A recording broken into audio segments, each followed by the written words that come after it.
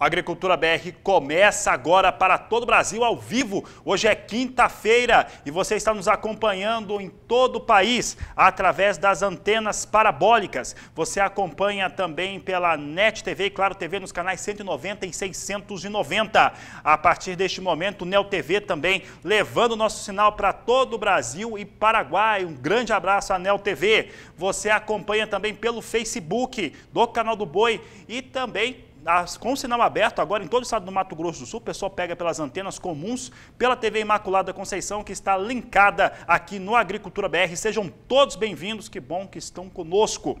Começa o programa de hoje falando sobre boi. Na verdade, eu começo o programa de hoje falando sobre a falta de boi, porque não tem gado para abate no Brasil.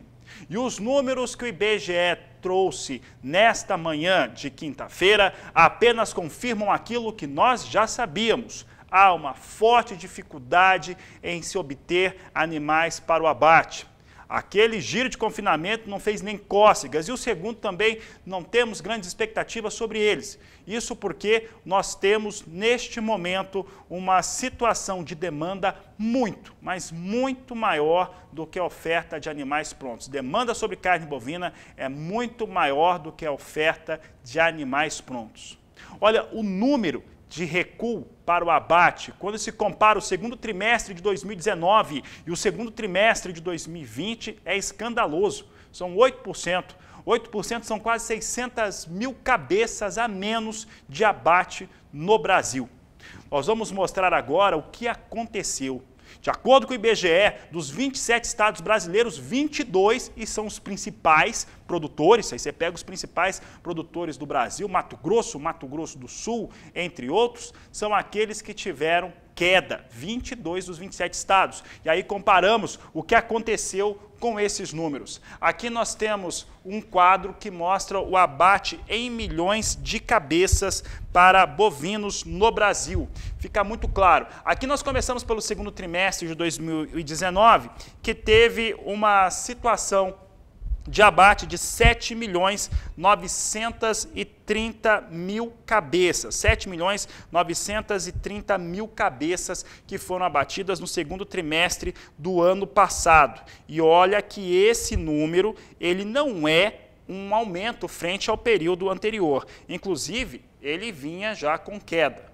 O primeiro trimestre deste ano fica com 7.270.000 cabeças. Portanto, 7.270.000 cabeças no primeiro trimestre. O primeiro trimestre do ano de 2020 é menor também, quando comparado ao mesmo período do ano passado. Essas informações, elas são importantes e elas são públicas. Isso é relevante para que o produtor rural, para que o pecuarista consiga traçar as suas estratégias de negócios, de comercialização. Aí, segundo trimestre do ano, 7.300.000 cabeças abatidas. Ali comparado, pode voltar aqui um pouquinho para o estúdio, aqui comparado com o que aconteceu no mesmo período do ano passado, veja bem, são 630.000 cabeças a menos que foram abatidas no ano. É muito gado a menos que teve essa redução, que teve esses números em relação ao abate. Por que que isso ocorre? Ora, a oferta de animal pronto, ela é muito menor mesmo. Ela teve redução. Essa redução ocorre por conta de alguns motivos. Primeiro, que se tem uma dificuldade no campo para a terminação. A seca, ela proporcionou uma situação mais complicada para o pecuarista. Há também os fatos que elevam o custo de produção, como o próprio milho, para a terminação dos animais. Há estados que têm aí R$50, R$60 por saca de 60 quilos. Pode tirar o gráfico da tela, coloca o assunto aqui embaixo, porque é importante que o produtor entenda isso. Esse abate menor é porque não tem gado. Um outro elemento também é que os pecuaristas em boa parte do país, eu lembro do estado do Mato Grosso, eu estava antes de entrar no estúdio olhando os números do Mato Grosso em relação a abates, principalmente de fêmeas. O número de abates vem reduzindo. Por quê? Tem-se contido mais fêmeas para se produzir bezerro, porque sabe-se que a coisa vai continuar assim pelos próximos anos. Então, o que temos hoje? Nós temos mercado com apetite muito forte, demandando muito animal, para abate, no caso, por conta da produção de carne, principalmente por conta do mercado externo, mas o mercado interno não esfriou como muitos disseram, não esfriou daquela forma, esfriou um pouco, mas não tanto assim, e aí você tem grandes oportunidades para o produtor rural, para o pecuarista conseguir travar bons negócios, as escalas frigoríficas estão totalmente furadas e as pessoas têm feito negócios meio que a conta-gota, porque sabe que no mercado spot o mercado tem pago melhor dia a dia.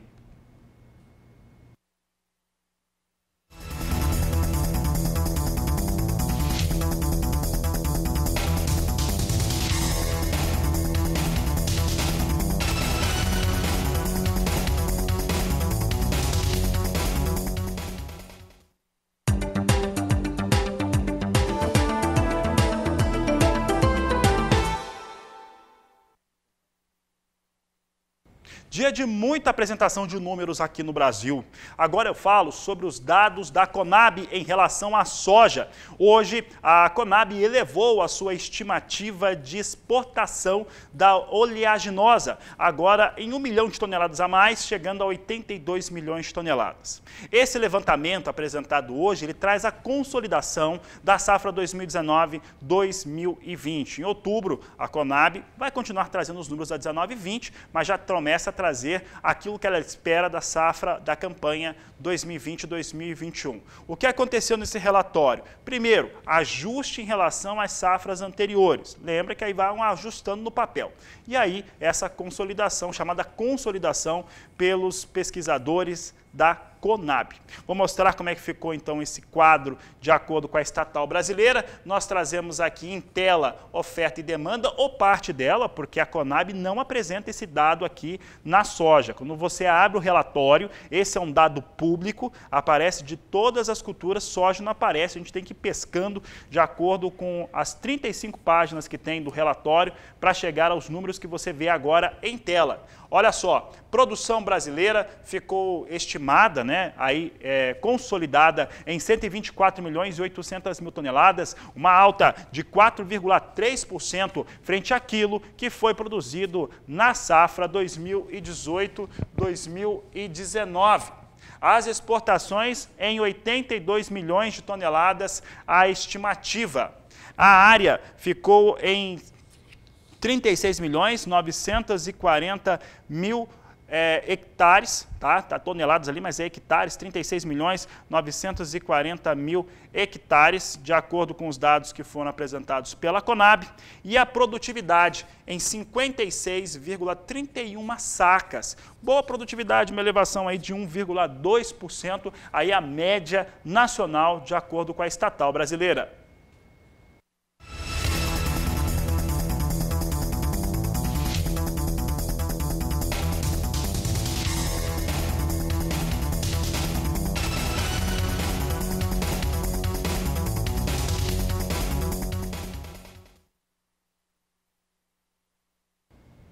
E olha, o vazio sanitário começou a encerrar pelo país.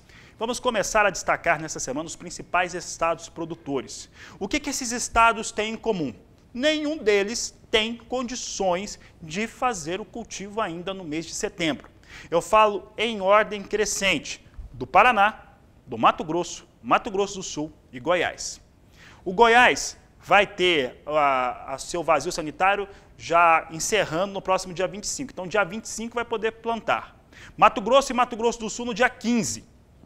E o Paraná, teoricamente, a partir de hoje, poderia cultivar. Daqui a pouco eu falo das condições climáticas do Paraná, mas antes vamos mostrar as expectativas do Departamento de Economia Rural da Secretaria de Agricultura do Estado do Paraná sobre produção, produtividade e área paranaense. Veja conosco os dados para o Paraná do DERAL, que mostra uma produção 1% menor do que foi registrado na safra 2019-2020. A produção é estimada em 20 milhões e 400 mil toneladas. Uma produtividade que surpreende no Paraná, chegando a 63,33 sacas por hectare na expectativa do DERAL. Portanto, mais de 63 sacas aí de estimativa de produtividade. A área no Paraná, esse dado é bem interessante, traz aqui um pouquinho. A área total no Paraná para cultivo é de 6 milhões de hectares. Quase tudo vai para a soja, evidentemente, em primeira safra. 5.530.000 hectares vão ser ocupados com soja no estado do Paraná. A alta é de 1%, é o que nós trazemos aqui no Agricultura BR. A gente vai continuar falando do Paraná, porque é o primeiro estado dos grandes produtores. Paraná é o segundo maior produtor de soja do Brasil. Mais de 20 milhões aí de toneladas. Olha, os números do Paraná, inclusive, são maiores do que os 2 maiores estados produtores de soja lá nos Estados Unidos. É isso mesmo. Illinois e Iowa produzem até menos soja do que o estado do Paraná. O Paraná é muito relevante na produção da oleaginosa, só que não vai ter condição de fazer esse cultivo a partir desse dia 10. E aí, nossa equipe de reportagem em Brasília foi conversar com Heráclito Alves, ele que é meteorologista do IMET, e explicou o que vem acontecendo na área produtora do Paraná. Já há algumas semanas, o país vem sob a influência de um sistema de uma massa de ar quente e seco, né, atuando sobre praticamente todo o Brasil central, o que impede a formação de nebulosidade e de chuva na grande parte do centro-oeste, parte do sudeste e também algumas áreas do sul do país e do norte do país. Esse sistema é um sistema de alta pressão e que impede a formação de nuvens, aumentando as temperaturas, reduzindo a umidade, que é uma característica típica dessa época do ano. Então, para os próximos dias, que esse sistema continua atuando com força aqui sobre o país, mantém ainda as frentes frias avançando e causando muita instabilidade no sul do país, principalmente no Rio Grande do Sul, onde ocorre mais chuvas. Isso aqui é o acumulado de chuva para os próximos 7 dias. E no extremo norte do país é onde as chuvas se concentram, no norte do Amazonas, em Roraima, em algumas áreas do Amapá e no norte do Pará. Na faixa leste do Nordeste está mais associado os ventos úmidos que sopram do oceano, trazendo essa umidade e ocorrendo aquelas chuvas mais fracas. Mas toda a porção central continua com poucas nuvens e sem chuva nos próximos 15 dias. Aí o Heráclito Alves falando sobre o estado do Paraná. Ainda hoje a gente vai retomar esse assunto, então, produtor paranaense, fica de olho. Vamos dar uma olhada agora em soja na Bolsa de Chicago. Soja vem apresentando alta. Amanhã tem a apresentação de números do relatório de oferta e demanda. E nesse momento vem com estabilidade os negócios com a oleaginosa. Posição de setembro, o pessoal colocou a posição de setembro. É a posição que não tem contrato já negociado, está todo migrando para novembro. Vou pedir para a minha produção aqui confirmar os números aqui, se setembro está lançado aqui para nós, mas novembro vem a 9,83, janeiro 9 dólares 81 cents mais 4 bushel, março 9 dólares 82 cents mais 2 por bushel, são os negócios com soja em Chicago agora, vindo em estabilidade. Vamos acompanhar agora como é que vem o dólar comercial. Dólar comercial no Brasil, você acompanha comigo agora na tela, pode colocar aqui moeda norte-americana, que vinha apresentando queda no acumulado. Nesse dia, nessa última quarta-feira, vinha com queda. Nós temos o dólar. Vamos ver se a nossa equipe consegue colocar o dólar aqui, dólar comercial. Agora sim, nós temos a moeda norte-americana. Vou pedir para a minha equipe confirmar se está a 5,30 o dólar. Vou fazer o seguinte, vou confirmar com o Walter Pulga. Pulga, R$ 5,30 o dólar comercial no Brasil, neste momento. Quero saber como é que vem o mercado financeiro, tem muita agitação no mercado e isso faz com que se impacte aí nos negócios da agropecuária. Boa tarde, Pulga, seja bem-vindo. Boa tarde a você, boa tarde a todos. Olha, o dólar opera bem perto de R$ 5,30 agora. Neste momento, a R$ 5,29 mais 93, segundo algumas consultorias, praticamente estável, né? Chegou a ameaçar uma alta logo no início da manhã, foi a R$ 5,30 mais 90, chegou a subir aproximadamente 0,13%, 0,14%. É importante lembrar que diferentes consultorias fazem diferentes pesquisas, mas todas caminham mais ou menos no mesmo sentido. Algum valor, o telespectador pode encontrar 5,31 em algum site, 5,29 em outro, mas o fato é que o dólar, neste momento, está patinando na faixa de 5,30, apesar da atuação do Banco Central, né? O Banco Central foi ao mercado hoje novamente, ofertou 12 mil contratos de swap cambial, que significa, na verdade, ofertar dólares para o mercado. Esses contratos de swaps vencem em março e julho do ano que vem. tenho anotado aqui. Mas isso não evita uma alta do dólar ou a manutenção do dólar em alta. Controla, pelo menos neste momento, a atuação do Banco Central, uma disparada para o dólar. O fato é que o dólar hoje está perto da estabilidade, de olho no que ocorre fora do Brasil. E o que ocorre fora do Brasil, logo na abertura dos negócios, era movimento de baixa, né? Neste momento nós temos bolsas em alta nos Estados Unidos, mas encerramento de negócios nas principais bolsas da Europa com queda. Na Ásia também tivemos hoje um movimento de baixa, ou seja, nós temos aí o mercado procurando um caminho, como comentávamos durante os últimos dias. Há muita oscilação no mercado, um dia de alta, um dia de baixa, dependendo da retomada da atividade econômica, não só no Brasil, como em outros países do mundo. Agora, o índice Bovespa mostrava-se também com alguma oscilação logo pela manhã.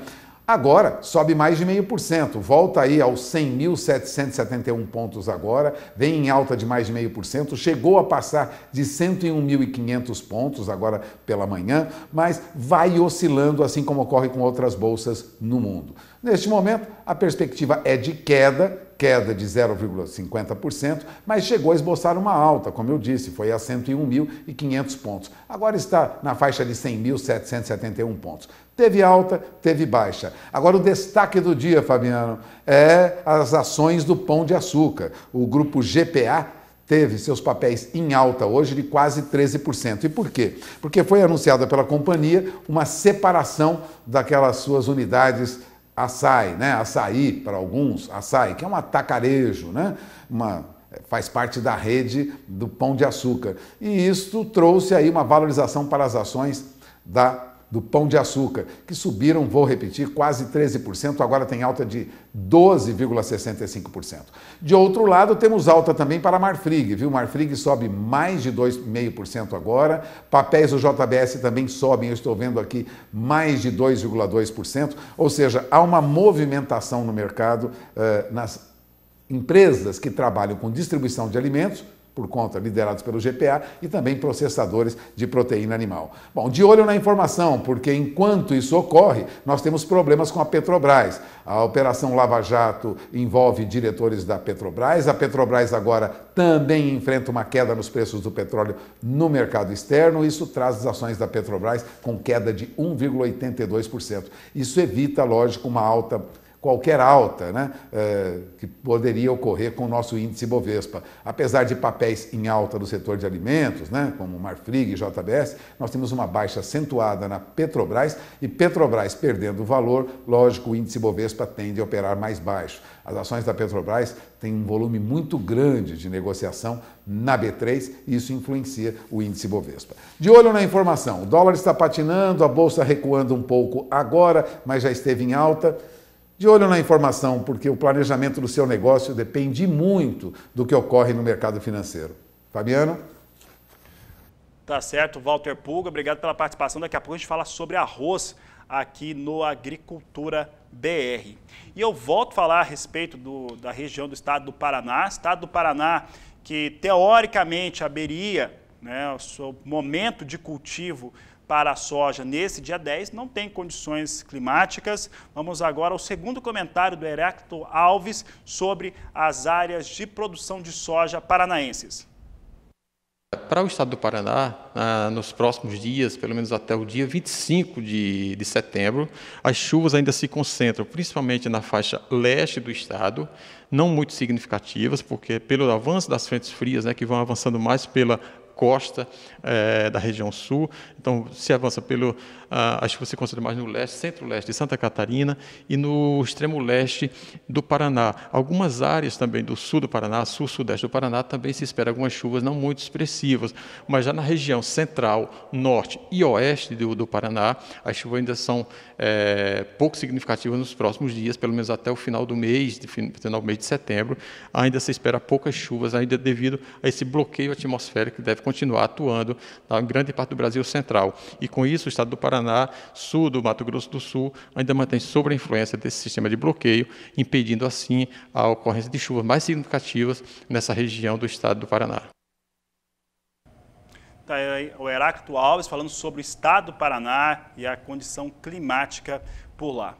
Vamos ver agora como é que vem os negócios, as posições com soja negociada nos portos brasileiros. Vem permanecendo com o mesmo valor durante essa semana, R$ 135,00 a saca de 60 quilos para entrega em setembro nos portos de Santos e Paranaguá. São os valores que nós temos agora, de acordo com a apuração da Grãos Corretora, é o que nós trazemos aí para você, produtor brasileiro de soja. E o assunto é milho aqui no Agricultura BR. E agora eu falo a respeito da Conab, que mexeu aí na sua estimativa de consumo interno. Consumo interno de milho subindo no Brasil para 68.600.000 toneladas. É claro que vai subir, né? É evidente que vai subir. A Conab demora para fazer algumas correções, para fazer algumas alterações mês a mês em algumas estimativas, né? A gente está esperando quando que a Conab vai fazer esses acertos até de uma maneira mais rápida. Horas, se a demanda sobre carnes no Brasil não para de subir, é evidente. Inclusive bateu o recorde de embarques de carne suína, embarque de carne bovina, é lógico que o consumo de milho no Brasil é mais elevado. E isso faz com que se tenha necessidade de correções desses dados, que muitas vezes ajudam até a balizar posições e as estratégias do produtor rural brasileiro e, claro, também das indústrias, dos produtores de proteína animal e assim por diante. Vamos dar uma olhada então como é que ficou parte desse quadro. Nós trazemos aqui na primeira tela o desenvolvimento aqui de 3 itens, né, que nós destacamos. A produção estimada em 102.500.000 toneladas de milho. Consumo agora maior, tá? O consumo eleva aí em 440.000 toneladas, né? São quase meio milhão de toneladas a mais entre o que foi estimado em agosto e agora estimado em setembro. A produção também subiu ali, subiu 400.000 toneladas, são os números que nós trazemos aí na alteração. O que não mudou foi a exportação, estimativa de 34.500.000 toneladas de milho que serão exportadas. Entretanto, quando você pega o período de janeiro a agosto de 2019 e janeiro a agosto de 2020, você vai ver que nesse período estava muito mais acelerado no ano passado. Agora, por que isso acontece? Ora, nós tivemos atraso no cultivo do milho nesse ano, porque a soja foi cultivada mais tarde, o milho também mais tarde, a gente faz 2 safras no Brasil, e a colheita do milho também ficou mais tardia. Isso faz com que o período de embarques também fique adiado em relação à temporada anterior. É o que nós vamos mostrar agora em relação ao que vai ser embarcado de milho no Brasil. A previsão geral, como você sabe, é de 34.500.000 toneladas. Até o dia 31 de agosto foram embarcados 11.700.000 toneladas de milho. O que significa que até janeiro de 2021, lembra, a temporada de milho encerra em janeiro, final de janeiro. Até o final de janeiro, 31 de janeiro de 2021, serão embarcados mais 22.800.000 toneladas. Aí a Agricultura BR usando os números da Secretaria de Comércio Exterior e também da Conab. Volta com o seu ex caminha pro fogo, tá?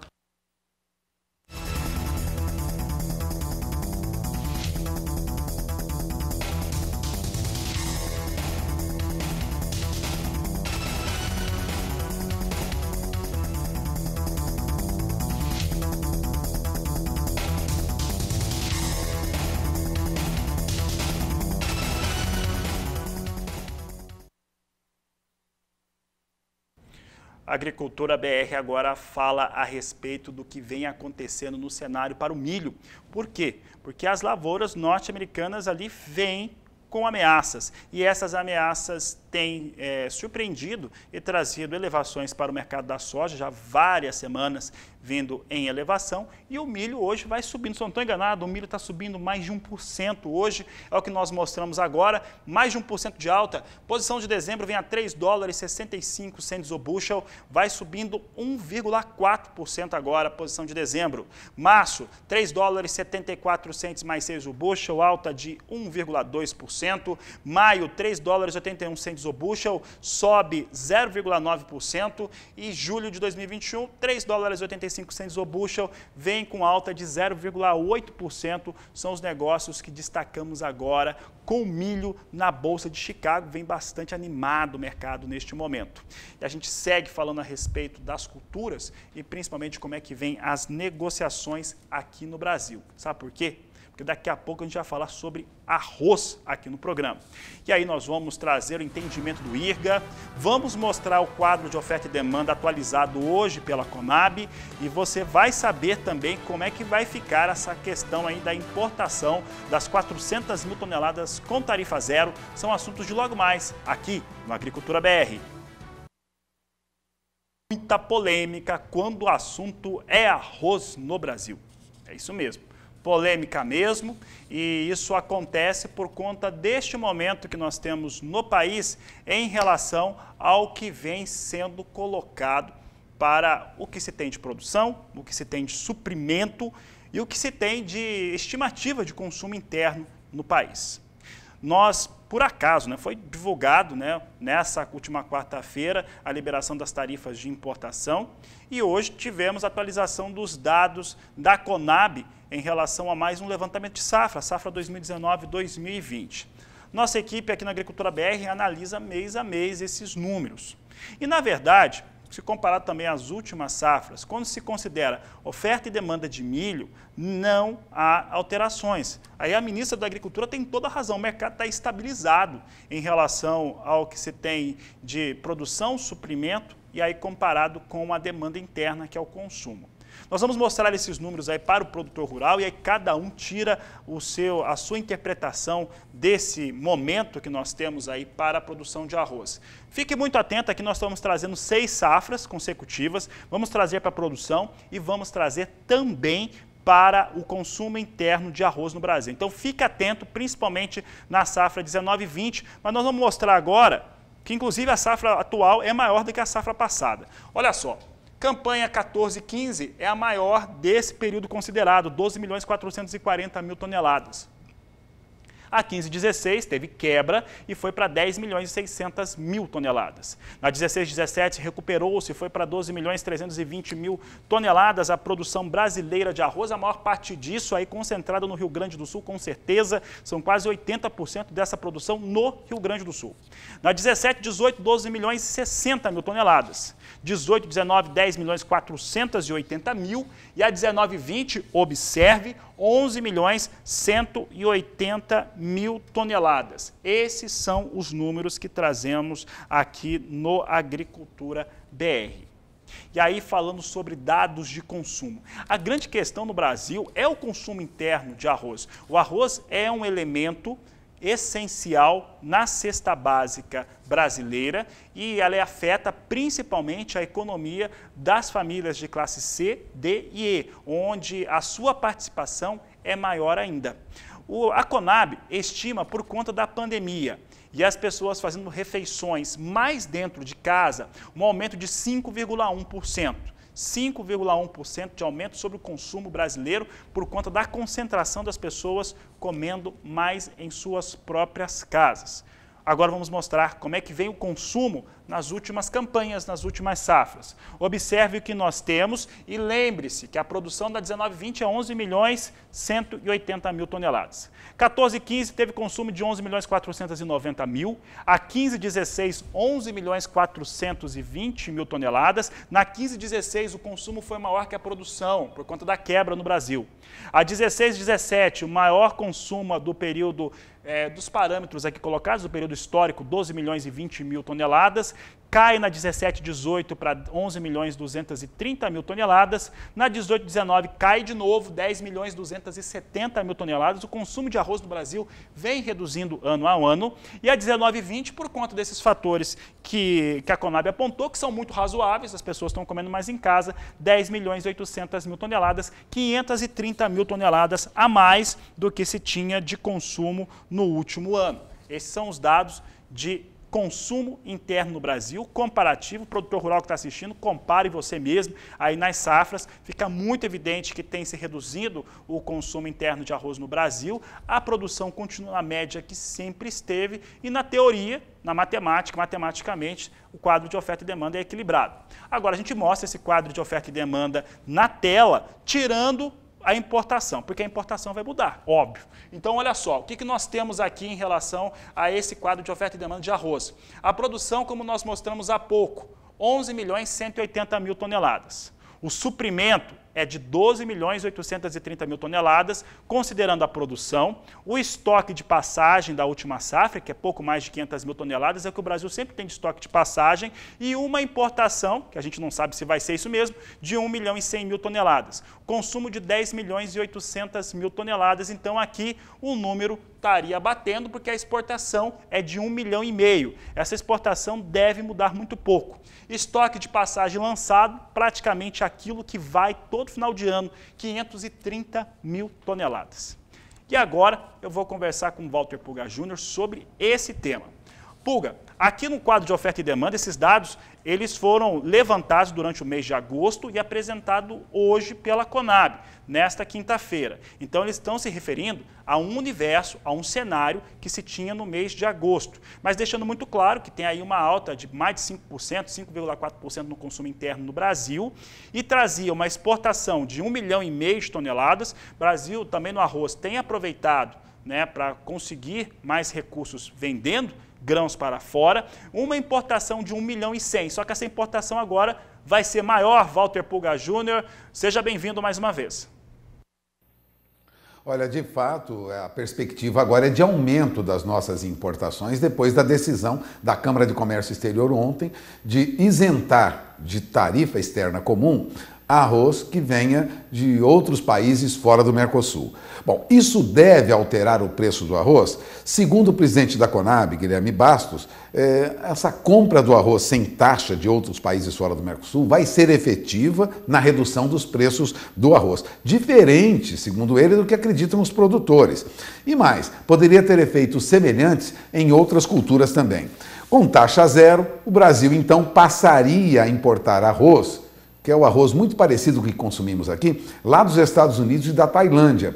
Quem lembrava isso hoje era a ministra Tereza Cristina. A taxa zero para importação de arroz de países fora do Mercosul, foi decidida ontem pela CAMEX, para atenuar aí os preços em alta do arroz, vai beneficiar principalmente dois países, os Estados Unidos e a Tailândia, que deverão exportar mais para o Brasil. A isenção da tarifa é de 10% sobre arroz em casca, 12% sobre arroz beneficiado, vale para uma cota de até 400.000 toneladas, veja, 400.000 toneladas, que devem ser adquiridos até 31 de dezembro, né? Isso representa aí 35% de tudo que o Brasil importa, né, segundo dados da própria Conab, ou seja, nós vamos aumentar a importação aí em mais de 30%.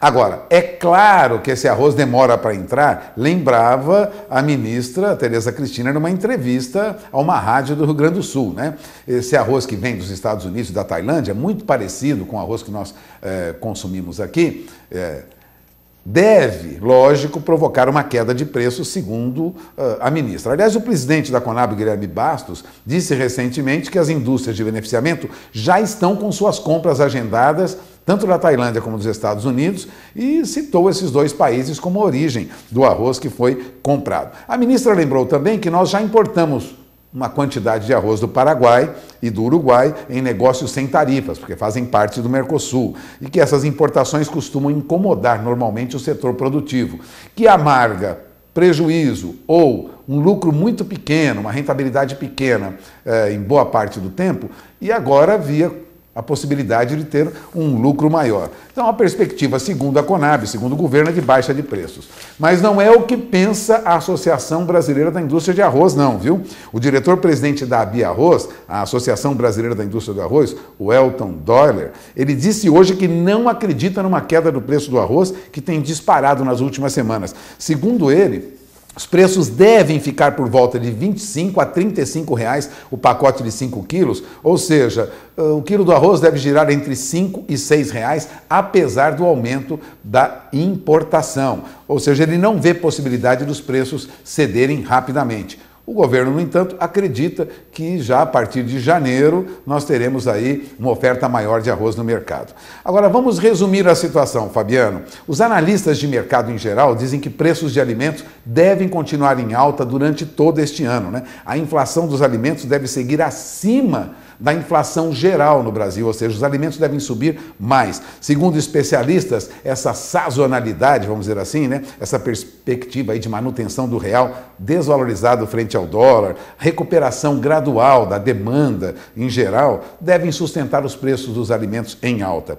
Veja, historicamente, segundo Eduardo Yamashita, ele é diretor de operações da Gouveia Ecosystem, há uma aceleração dos preços de alimentos normalmente no final do ano. Pode haver essa pressão adicional no bolso do consumidor daqui para frente, ele lembra. E considerando aí o dólar subindo mais de 30% neste ano, incentivo para exportação, teremos aí alta nos preços dos alimentos em geral, não só para o arroz como aconteceu agora, Fabiano. Portanto, a perspectiva pode melhorar um pouquinho? Pode, mas alimentos devem permanecer em alta.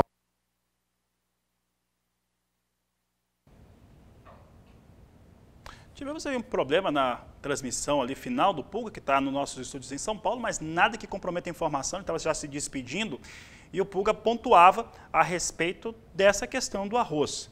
E olha, as entidades, principalmente no estado do Rio Grande do Sul, elas questionam essa questão da importação. Esse é o fator. O Francisco Chardon, ele que é ligado ao IRGA, o Instituto de Irrigantes, lá do Rio Grande do Sul, questionou essa questão da importação com o repórter João Veríssimo e você acompanha agora. Olá, amigos do Canal do Boi. Pois esta determinação do governo federal de tarifa zero para a importação do arroz deixou muito preocupados os produtores gaúchos. O diretor administrativo da Farsul e também presidente da Comissão do Arroz do IRGA do Rio Grande do Sul está questionando esta medida. Historicamente, os números da Conab, no período que eu fui presidente da Câmara Setorial Nacional do Arroz do MAPA e hoje como presidente da Comissão de Arroz da Farsul, sempre foram os números que nortearam dentro da cadeia produtiva do arroz. Lamentavelmente, nesse momento, nós tínhamos o nosso embasamento em cima dos números da Conab do estoque de passagem seriam 534 mil toneladas. Tranquilamente, nós esperávamos que até o final do ano esses números fossem suprir o mercado de arroz. O MAPA não entendeu assim. Então, quando os números serviam para o MAPA historicamente, nós nunca reclamamos. Agora, no momento que os números estavam favoráveis ao setor produtivo, o MAPA não aceitou.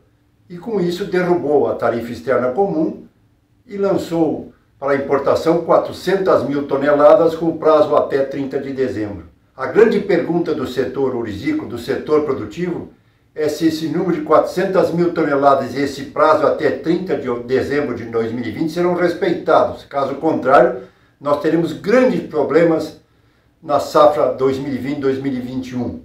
E nós não queremos voltar àquele passado difícil de 7 anos que a lavoura de arroz vem amargando e esperamos que, lamentavelmente, nós pudéssemos viver um momento novo como nós viemos vivendo esse final de 2020, onde há muitos anos o produtor não botava um pouco de dinheiro a mais no seu bolso. E fizemos uma pergunta para o professor Marcos Pava Neves, especialista em planejamento estratégico do agronegócio, se a integração lavoura-pecuária é o melhor método para o produtor, seja agricultor, seja pecuarista, reduzir custos de produção. E ele respondeu: a integração lavoura-pecuária e também a questão da floresta é uma das grandes inovações que nós temos no Brasil e que ajudam a economia circular, ajudam também na questão da melhor ocupação dos ativos existentes, na integração das atividades e numa melhor produtividade, conservação de solo, recuperação de solo. Você pode hoje produzir carne bovina com uma conta de sequestro de carbono de outras atividades, o que permite você dizer que aquela carne é carbono neutro, como o projeto que a Embrapa fez, muito bonito. Então, essas inovações, cada vez mais o Brasil tem a chance de colocar ao mundo não apenas a tecnologia, mas também o produto gerado a partir da tecnologia e com isso cacifar a nossa agricultura ao título de agricultura mais ambiental do planeta, inclusive possibilitando cada vez mais a atração desses recursos que as empresas colocarão no mundo, que bancos colocarão no mundo para projetos mais sustentáveis.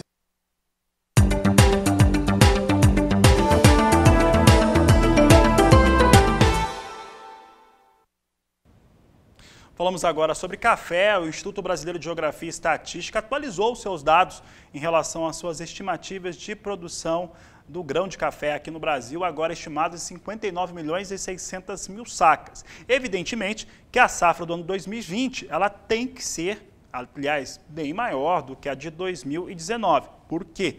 Porque, para quem não é produtor de café, evidentemente, porque a benilidade desse ano é positiva, 2019 foi negativa.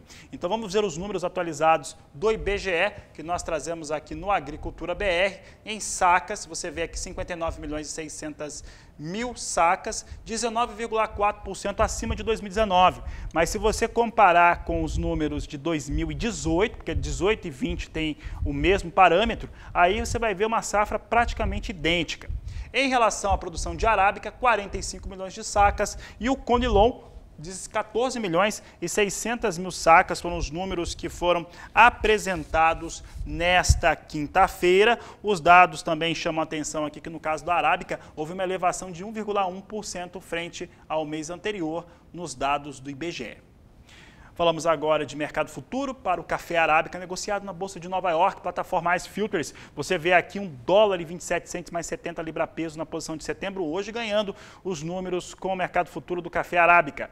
Dezembro, $1,32 mais 75 a libra-peso. Março, $1,33 mais 60 a libra-peso. E maio, $1,34 mais 45 por libra-peso. São as posições que destacamos agora com café arábica na Bolsa de Nova York.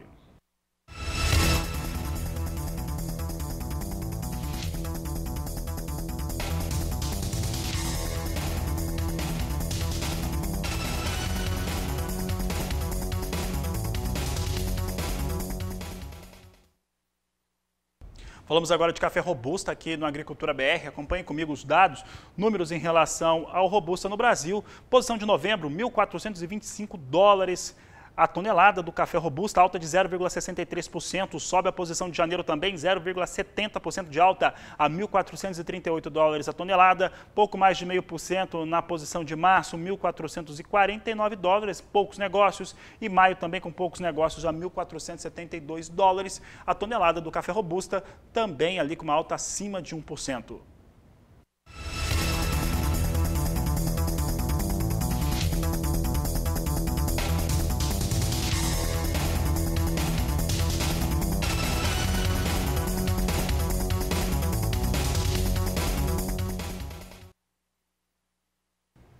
E como tornar a cultura da soja mais produtiva, ter melhores resultados no campo, este é o assunto dessa entrevista que Walter Puga Júnior fez com o diretor do SESB. Acompanhe. Nilson Caldas, muito obrigado por participar da nossa programação aqui no canal do Boi, no Agrocanal. Vamos falar um pouco sobre esse Comitê de Estratégia para a Soja no Brasil, que já existe há mais de 10 anos, não? O que é o SESB? Perfeito. O SESB é uma entidade sem fins lucrativos que nós fundamos há 12 anos atrás. Na época, a produtividade da soja no Brasil estava estagnada e a gente resolveu fundar o comitê para trabalhar exatamente nesse pilar de como aumentar a produtividade da soja no Brasil. Bom, é um comitê que envolve aí pesquisadores, produtores, empresas, muita gente nesse comitê? O comitê é formado por profissionais de diversas áreas. Nós temos aí o pessoal da indústria, professores de universidades, temos algumas pessoas da Embrapa, produtores, setor de máquinas agrícolas, adubação foliar. Nós temos lá no comitê pessoas de diversas áreas aí do agronegócio brasileiro. Bom, nesses anos, nesses últimos anos, nós tivemos um aumento acentuado da produtividade. Você lembrava isso agora há pouco antes dessa entrevista, ao comentar comigo. A produtividade do Brasil cresceu bastante? Perfeito. Cresceu, se a gente pegar esse universo aí dos 12 anos aí, acredito que a gente deve ter incrementado em cerca de 10 sacas por hectare no Brasil. Atualmente a média brasileira é ao redor de 55 sacas por hectare. Que nós vamos, e aqui no comitê a gente tem alguns exemplos de produtores que que estão engajados conosco nesse desafio de máxima produtividade, onde ele e o consultor se inscreve lá no site conosco e usam técnicas aí disponíveis no mercado. Por exemplo, o produtor que nós vamos abordar hoje à noite, o case campeão do Sudeste, ele produz 80 sacas de média, é um resultado fantástico. Isso é 25 sacas acima da média brasileira, e ele atingiu a incrível marca de 118 sacas por hectare numa área menor, né, numa área menor de 5 a 10 hectares, essas áreas do desafio nacional. E hoje à noite nós vamos dividir essas práticas aí, a partir das 19 horas, vai estar disponível lá no site do SESB o link para as pessoas entrarem, e também nas mídias sociais do SESB, através aí do Facebook, do LinkedIn, do SESB. Bom, vamos falar um pouco de mercado, né? Porque os preços da soja explodiram. O SESB acompanha também a evolução dos preços do mercado. O governo chega a pensar em importar sem taxas, né? Soja para o Brasil, um dos maiores produtores do mundo, o maior produtor do mundo, importando soja. Como vocês veem isso, Nilson? Nós somos o Brasil, aí é uma palhinha, nós atualmente somos o maior produtor e o maior exportador de soja do mundo. Com relação a essa questão da provável importação, aí nós não, como comitê, a gente não gostaria de se manifestar, né, porque envolve aí uma questão política. E, obviamente, tem a ver com o nosso trabalho aqui do comitê, porque nós trabalhamos para aumentar a produtividade da soja no Brasil, como eu te coloquei, né? Se a gente pegar ali os 5 ganhadores desse ano do desafio, das regiões aí Sul, Sudeste, Centro-Oeste, Norte e Nordeste, e também o campeão nacional do irrigado, esses produtores produzem aí entre 70 e 90 sacas de média em suas fazendas. E atingiram no desafio entre 100 e 120 sacas, 118 sacas de média por hectare. Então é isso que nós estamos trabalhando para continuar aumentando essa produtividade e colocando mais soja aí disponível no mercado para comercialização. Bom, todos esses assuntos que envolvem aí aumento da produtividade da soja, que contribuiria de certa maneira para evitar preços em disparada, a demanda é muito grande, o Brasil vai produzindo e deve aumentar a produtividade. Agora, hoje vocês têm uma live, o que é essa live? O que se pretende hoje no final do dia? Perfeito. Hoje a gente tem o Fórum Nacional, o Fórum Regional de Máxima Produtividade. No Fórum Regional nós vamos dividir as boas práticas utilizadas pelo agricultor Antônio Guedes de Oliveira, lá de Minas Gerais, que ele atingiu a incrível marca de 118 sacas por hectare na sua fazenda.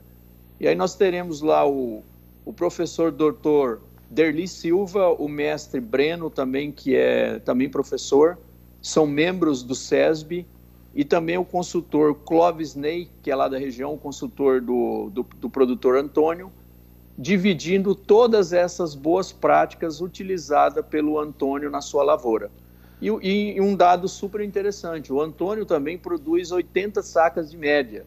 Ele colheu nessa safra passada 80 sacas por hectare de média, que realmente é um dado fantástico, né? Que, como eu já havia falado, representa 25 sacas além da média brasileira. Nilson, fala para mim, como é que a gente acessa isso? Ah, legal.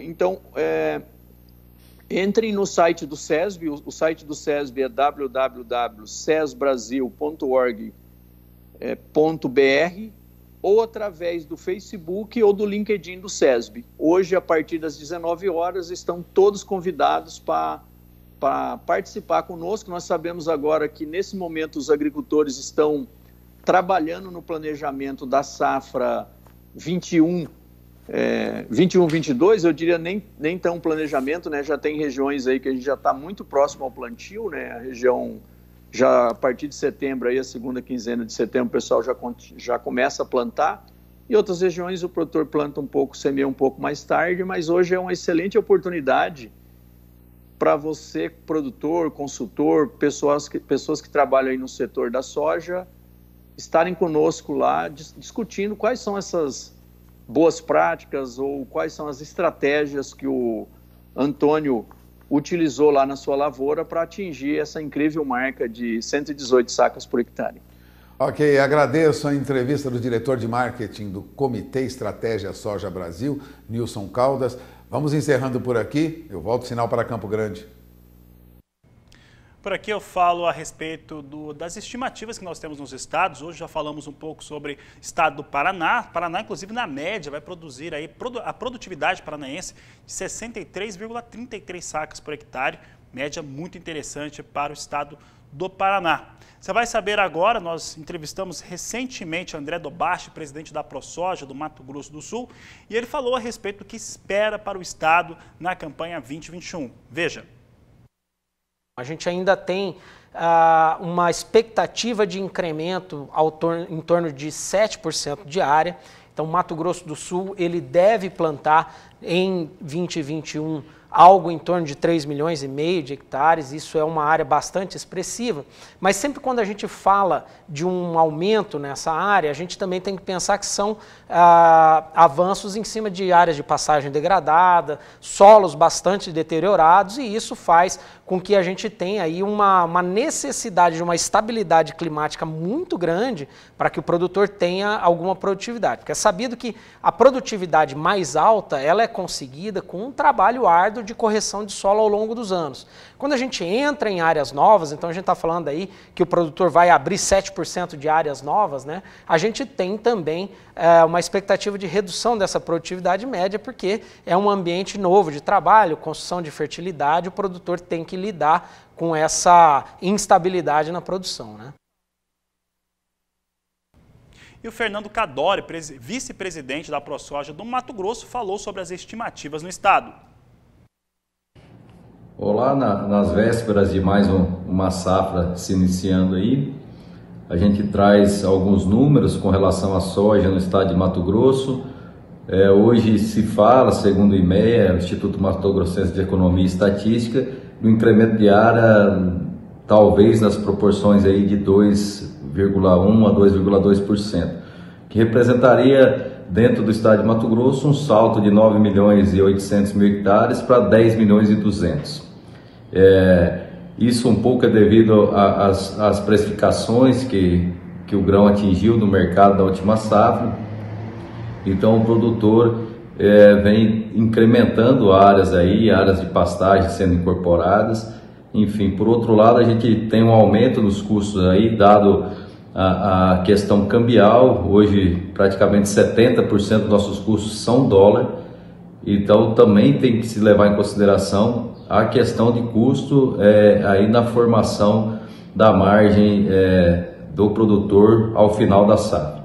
Então a gente espera aí sim um incremento de área. Isso não quer dizer que vai haver um incremento de produtividade, pelo fato da questão climática que rege cada safra, né? A gente sabe que a grande maioria das áreas do estado de Mato Grosso são áreas de sequeiro e estão diretamente ligadas e influenciadas pela evolução climática na safra, né? Então é muito cedo para falar em produtividade e produção no final do período, porém o que a gente tem de certo é que haverá sim um incremento das áreas plantadas aí na ordem de 2%. Com relação ao início das semeaduras, as previsões indicam que haverá chuvas aí para o começo de outubro, talvez não chova no final de setembro, que é quando se inicia a janela, agora a partir do dia 15. O que a gente tem de certo são as áreas irrigadas, que certamente serão plantadas aí a partir do dia 16 de setembro, que é quando termina o vazio sanitário, né? E as áreas de safra normal de sequeiro devem iniciar seus plantios aí com precipitações mais consideráveis, aí, dado que a gente tem uma escassez de umidade no estado, desde maio não se tem precipitação, então precisa se formar umidade do solo. Por outro lado, a gente tem áreas consolidadas de safrinha de muitos anos, aí, alguns lugares mais de uma década, que o produtor tem uma condição de solo mais apropriada e muito provavelmente em algumas regiões se inicia o plantio com a precipitação um pouco mais reduzida. Isso mais na parte oeste do estado, que tem uma área grande de algodão que vem depois da soja, e na região norte também existe sempre um plantio mais antecipado. Mas a gente acredita que o plantio, de fato, da grande parte do estado de Mato Grosso, da sua maioria total, se dê aí no início de outubro para frente, à medida que as chuvas se consolidem no campo. Então, basicamente, a gente tem um cenário de aumento de área, com uma tendência de o plantio se iniciar com o desenvolvimento correto das chuvas. Obviamente, ano a ano, o produtor vem investindo cada vez mais em perfil de solo, vem investindo mais em tecnologia, em máquinas, e se tivermos condições de clima favoráveis aí, certamente que também a produtividade pode crescer. Mas como eu disse anteriormente, é uma questão muito relacionada à questão climática. Então a gente espera sim que a gente tenha uma safra produtiva, o produtor vem bem travado, bem redeado, a gente tem em torno de 45% da soja a ser colhida na próxima safra já travada, tá? Porém, fica a incerteza da variação cambial, das questões relacionadas ao dólar e do incremento de custos que a gente tem observado em todos os segmentos do setor. De fertilizante a máquinas agrícolas, a peça, a parte de infraestrutura nas propriedades rurais, o aço subindo, enfim, a gente tem um aumento gradativo e coletivo dos insumos inerentes à produção. Então isso também é um ponto de inflexão, tem nos preocupado. A gente pede que o produtor tenha cautela nesse momento como entidade, que avalie bem os investimentos, os reinvestimentos, os incrementos de área, por conta de que uma situação que a gente observa que está num momento aparentemente favorável possa se inverter de uma maneira rápida para baixo, enfim. Então o produtor tem que fazer bem suas contas, se cercar de garantias, de rede, para poder ter longevidade na atividade. Então a gente espera sim que seja uma safra boa, vai ser seguida de milho, sem dúvida nenhuma. A gente muito provavelmente tem um incremento nas áreas de milho aí, que vão depender do plantio, como a gente falou anteriormente, mas muito provavelmente se a gente tiver condições de clima favoráveis para a instalação da cultura da soja, como tivemos nas últimas safras, a área de milho também deve vir maior aí, em detrimento aos preços praticados no mercado. A questão cambial tem tornado nosso produto atrativo para outros países aí, então muito provavelmente que a gente tenha também um incremento de milho na próxima safra, se a safra de soja for cultivada dentro das janelas que vinham sendo nos últimos anos. Aí Fernando Cadore, vice-presidente da AproSoja de Mato Grosso. Durante os próximos dias a gente vai trazer, assim como trouxemos para o Paraná, os estudos climáticos de área, como é que vai ser essa safra 2020-2021. Por aqui eu estou falando de soja, vamos dar uma olhada em soja em Chicago, como é que vem as posições sendo negociadas neste momento na Bolsa Norte-Americana. Agora vem para o campo negativo. Posição de novembro, $9,77 mais 2 o bushel. Janeiro, $9,81 mais 2. Março, 9,79 e maio, $9,80 mais 4 por bushel. São os negócios que trazemos agora com soja em Chicago. Venha conosco agora, vamos dar uma olhada no dólar comercial. Dólar comercial estável a R$ 5,29 mais 9 são os negócios que temos agora com a moeda norte-americana. Essa edição do Agricultura BR vai ficando por aqui. Eu desejo a todos uma excelente tarde. Voltamos amanhã na primeira edição, porque hoje à tarde tem mais um grande leilão de reprodutores e matrizes IZ aqui pelo Canal do Boi. Daqui a pouquinho, a partir das 14 horas, no horário de Brasília. A todos uma ótima tarde, bons negócios e até amanhã.